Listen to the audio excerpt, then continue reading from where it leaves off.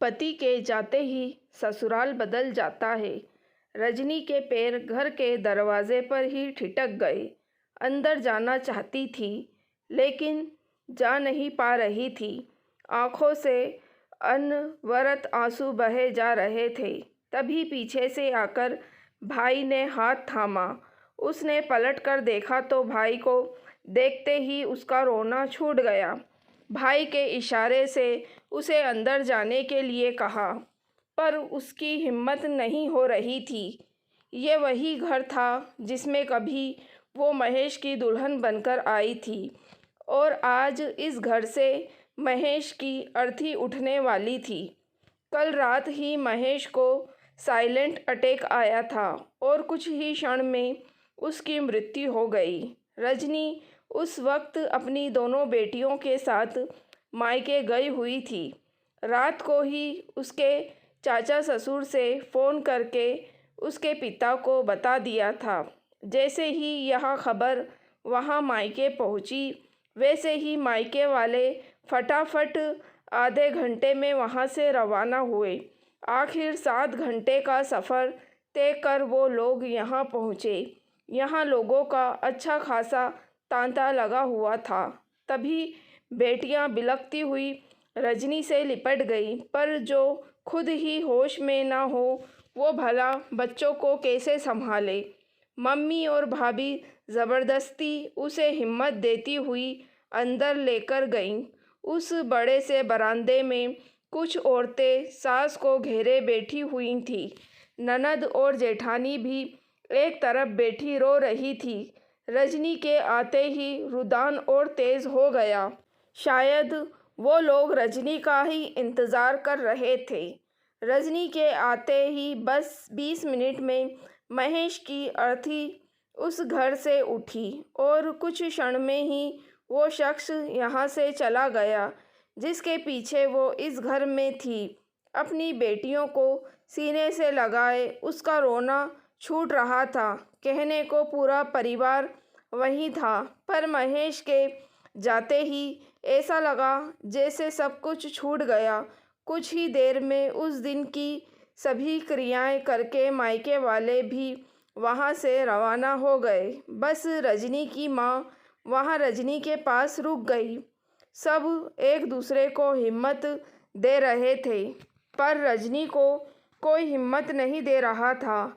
आखिर महेश की उम्र ही क्या थी, सिर्फ 40 वर्ष। सास ने जवान बेटा खोया था, उसका कलेजा मुंह को आ रहा था। बहन ने छोटे भाई को खोया था। बड़े भाई की तो जैसे हिम्मत ही चली गई थी।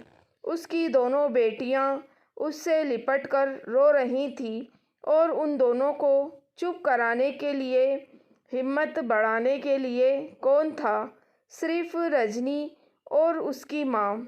आज उसे अपना ससुराल बेगाना सा लग रहा था। वहाँ यहाँ 15 दिन कैसे निकालेगी, उसे यही समझ में नहीं आ रहा था। लेकिन घर में लोगों के मन में क्या चल रहा था, उसे इसका बिल्कुल अंदाज़ा भी नहीं था। सारी क्रियाएं बड़े भैया के बेटे ने की थी। 10 दिन बाद रजनी के पापा ने उसके परिवार वालों से पूछा, देखिए समधन जी, अभी रजनी की स्थिति बिल्कुल अच्छी नहीं है। क्या हम 15 दिन होते ही उसको यहाँ से ले जाएं? पर नियम के अनुसार 1.25 महीने से पहले एक पत्नी को वो जगह नहीं छोड़ती। रजनी को कैसे हम ले जाने की इजाज़त दे दें? सास ने जवाब दिया। पर समधन जी, रजनी की हालत तो आप भी देख ही रहे हैं। उसे थोड़ा वक्त चाहिए। अगर वो खुद को ही संभाल नहीं पाई तो बच्चों को कैसे संभालेगी? देखिए समधी जी, 1.25 महीना तो वो कहीं नहीं जाएगी। आपको ले जाना है तो 1.25 महीने बाद ले जाना, और हमेशा के लिए अपने पास ही रख लेना। फिर तो हम आपसे कुछ कहेंगे भी नहीं, सास ने बिगड़ते हुए जवाब दिया। अंदर कमरे में बैठी रजनी को भी ये बातें सुनाई दी। सुनकर अंदर तक कुछ दरक गया। अब इस घर में मेरी क्या जगह है? माहौल बिगड़ते देखकर पापा चुप हो गए। 12वीं पर पगड़ी की रस्म में भी जेठ जी के बेटे को बैठने की बात हुई, लेकिन जब रजनी के मायके वाले को पता चला तो वो लोग अड़ गए, क्योंकि पहले भी महेश की अपने बड़े भाई से झड़प हो चुकी थी। जब बड़े भाई ने यह कहकर उसे दुत्कारा था कि तेरी तो बेटियां हैं, प्रॉपर्टी में तुझे क्या हिस्सा मिलेगा, ये सब जानते हुए पहली बार रजनी के मायके वाले जिद पर अड़े आ गए थे।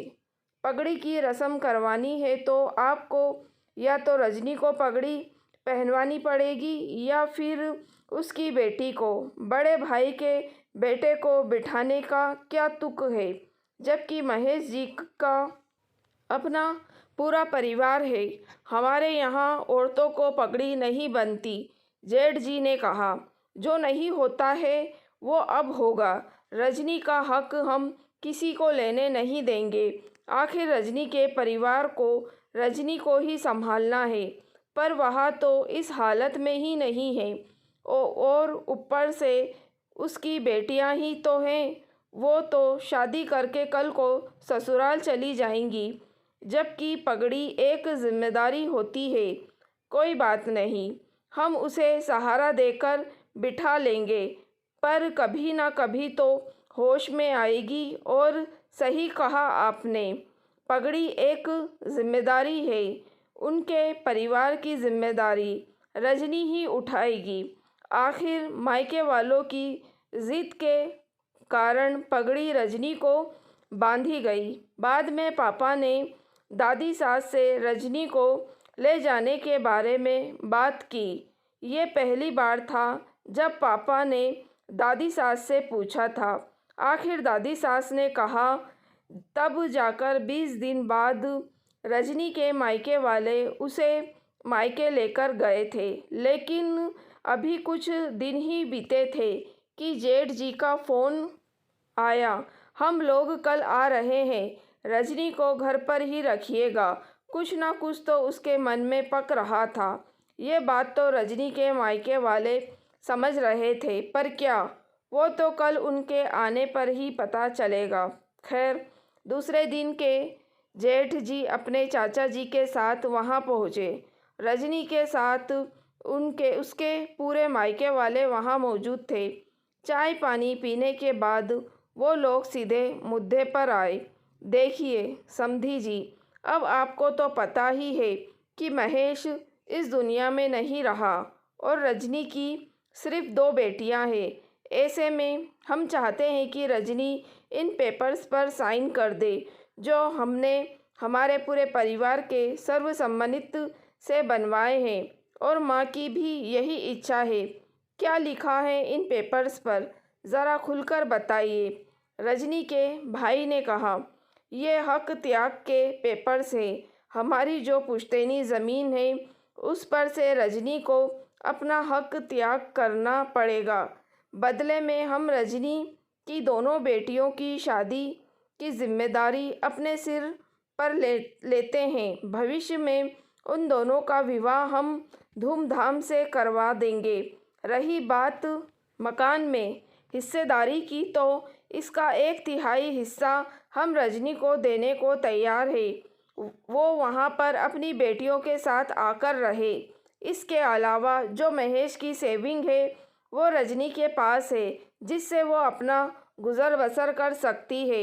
ये सुनकर सबकी त्योरियां चढ़ गईं। इससे पहले कोई कुछ कहता, रजनी ने जवाब दिया, मैं कोई हक त्याग नहीं करूँगी। मेरे पति की मृत्यु के बाद उनकी प्रॉपर्टी पे हम बराबर के हिस्सेदार हैं। अगर आप लोग हिस्सा नहीं देंगे तो मैं कोर्ट के ज़रिए लूँगी, पर मैं अपनी बेटियों के भविष्य को अंधकार में नहीं छोड़ूंगी।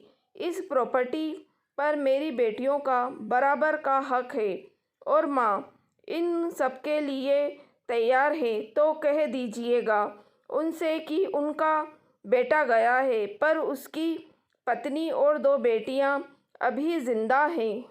रजनी के तेवर देखकर जेठ जी और चाचा ससुर से आगे कुछ कहते नहीं बना। वो लोग चुपचाप वहाँ से उठकर चले गए। आज रजनी जॉब कर रही है और अपने दोनों बेटियों को पाल रही है।